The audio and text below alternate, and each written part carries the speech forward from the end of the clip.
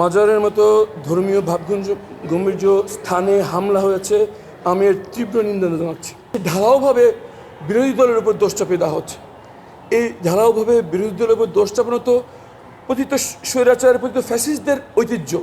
বাংলাদেশের সংবিধান আমাদের যে অধিকার দিয়েছে সেটা কেড়ে নেওয়ার অধিকার কারণেই, এবং যদি কেউ নেন সংবিধান অনুযায়ী এটা রাষ্ট্রদ্রোহ।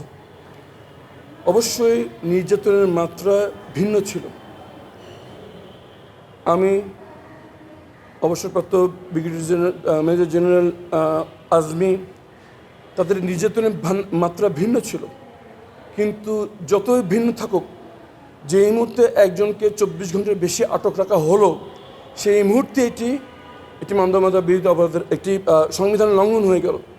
যখন এটি ব্যাপক এবং নিয়মতান্ত্রিকভাবে হচ্ছিল, তখন এটি মানবতা বিরোধী অপরাধের মধ্যে পড়ে গেল। নির্যাতনের মাত্রার উপর এই অপরাধ নির্ভর করে না। এই অপরাধগুলি রাষ্ট্রীয় সিদ্ধান্তে ব্যাপকভাবে এবং নিয়মতান্ত্রিকভাবে হয়েছিল কিনা এটাই দেখার বিষয়। এবং কাউকে যদি ব্যাপকভাবে এবং নিয়মতান্ত্রিকভাবে সরকারি পৃষ্ঠপোষকতায় 24 ঘন্টার বেশি রাখা হয়, তাহলে যে অপরাধ, আর আমার সাথে নির্যাতনের মাত্রা ভিন্ন হলে যে অপরাধের ওজন এক। সুতরাং এই বক্তব্য দেওয়া যে নির্যাতন ভিন্ন হয়েছিল, আইনের দৃষ্টিতে এর কোনো ভিত্তি নেই, আসলে মূল্য নেই।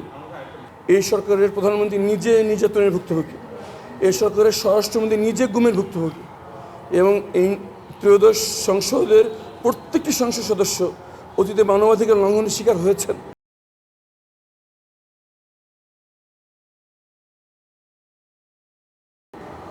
এই মুসলিমদের মিলন মেলার উপর আমরা আস্থা রাখতে চাই যে এই সংসদ, এই নতুন সরকার এবং এই বিচার ব্যবস্থা আমাদেরকে বিচার নিশ্চিত করবেন।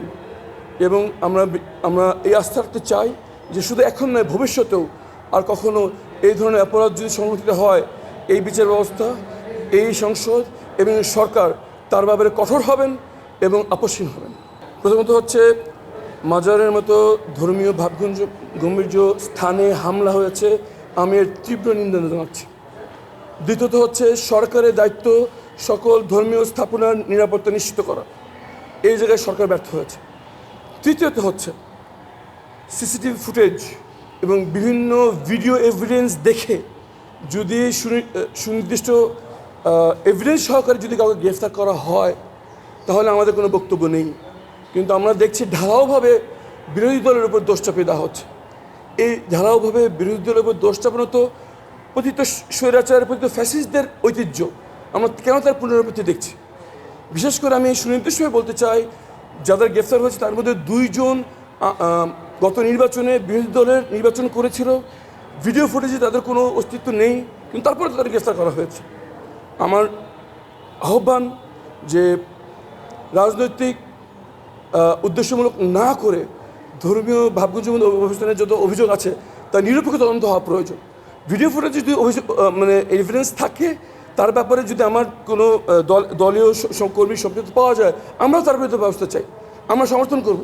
কিন্তু যাদের এই ফুটেজে কোনো অবস্থান নেই এমন লোককে গ্রেফতার করা হয়েছে, বিশেষ করে ওই এলাকায় আমার নির্বাচনে যারা নির্বাচনে সক্রিয় ছিল তাদেরকে গ্রেফতার করা হচ্ছে, এবং এবং এবং অভিযোগে সুনির্দিষ্টভাবে দলকে অভিযুক্ত করা হয়েছে, যেটা আমি মনে করি রাজনৈতিক উদ্দেশ্য পরিণত। আমি আহ্বান করব এরকম ধর্মীয় সেন্সিটিভ বিষয়ে এভাবে ঢালাও রাজনৈতিক অভিযোগ কাউন্টার প্রোডাক্টিভ। ভবিষ্যতে যেন এই ঘটনা না ঘটে, এর জন্য রাজনৈতিক কালার না দিয়ে সুনির্দিষ্ট ব্যক্তিদেরকে আইডেন্টিফাই করে এদেরকে বিচারে আনা হোক।